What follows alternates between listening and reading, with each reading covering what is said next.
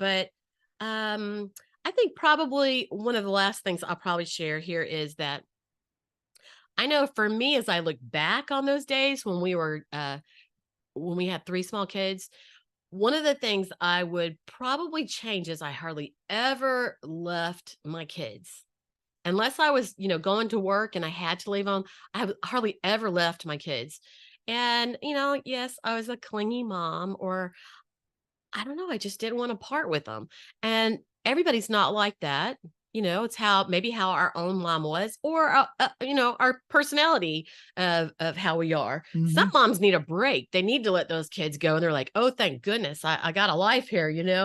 But for me, I was home with the kids. I taught dance at night, and I really couldn't hardly let them go. So one of the things I probably would change now, and tell young couples is, it's important to have a date night Hmm. so that, you don't get That's to true. talk and communicate. You don't know what's going on at work for him, and he doesn't know what's going on for you. Well, my husband did, because when he came in, I'm a chatterbox, and I told him everything that had happened that day.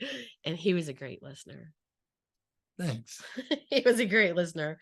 But um, you know, making it from one time of marriage to the next one to the next one, there's change, different things come into play. And, we all just do the best we can, and we're all trying to figure it out. And when you're in the middle of it, you're not always, you know, y- you're not aware of all the different things that come into play. That's You're true. just making it, and you're just trying to figure it out.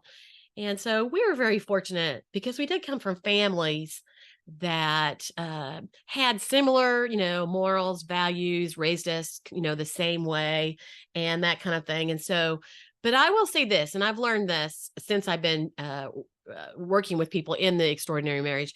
I have found that according to our childhood, and even in our teenage years, maybe mistakes you made as a young person, maybe you got married and then it didn't last very long, and then you're on your next one.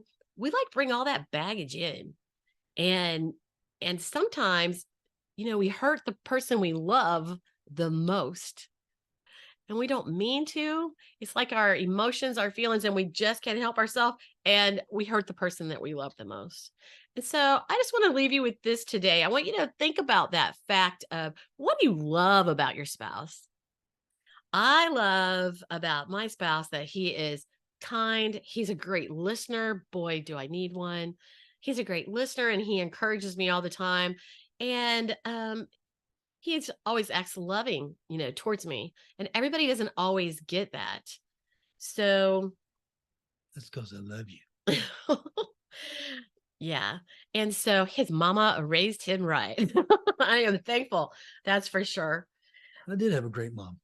The one thing I want to say about Connie too is that besides being loving and kind and just thoughtful, that type thing, she also is always pondering, looking for the answer, how to make things better, how to adjust this or adjust that to make things better. And she does the same thing in the extraordinary marriage, looking for answers to make things better for you as a couple. But I always start with, is it me?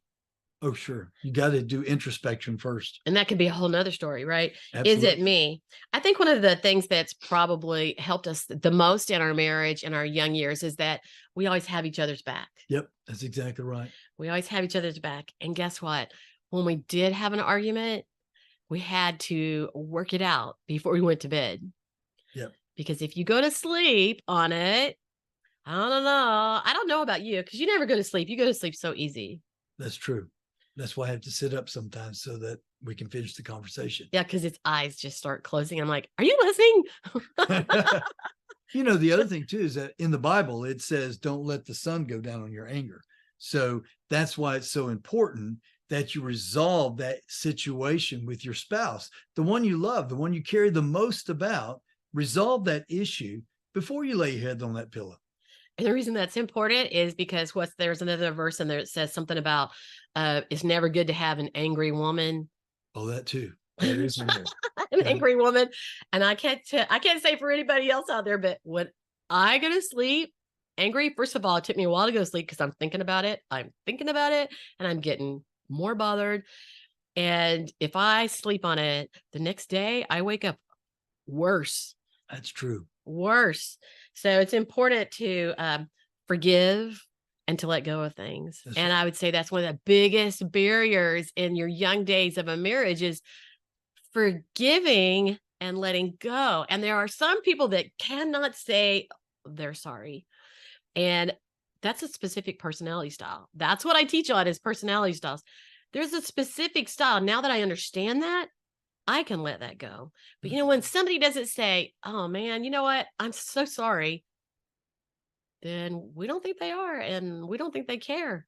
And so if it's easy to say you're sorry, that's great.